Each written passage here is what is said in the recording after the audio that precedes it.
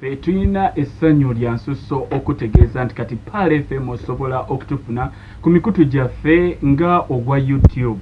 Bw'oba oyagala okusubscribinga okulaba programs zaffe ze tuweereza, genda ku mukutu gwo ogwa YouTube, teekamu Pal FM News. Awo ojja kusobola okulaba programs zaffe zonna ez'enjawulo, ba presenters ab'enjawulo nga kw'otadde n'amawulire agaakagwawo n'amawulire agakyasinze okubeera obunyuvu mu ggwanga. Ate gw'ayagala okulaba ate n'okuwuliriza programs zaffe ezikwatagana ku ddiini, tuyina omukutu omulala ogwa YouTube nga guno gwe gu Pal FM Dawa. Okwo ojja kusobola okufunirako emisomo gyaffe egy'enjawulo, bamasheek ne baimaamu abamanyi eddiini saako ne programs zonna ezikwatagana ku ddiini.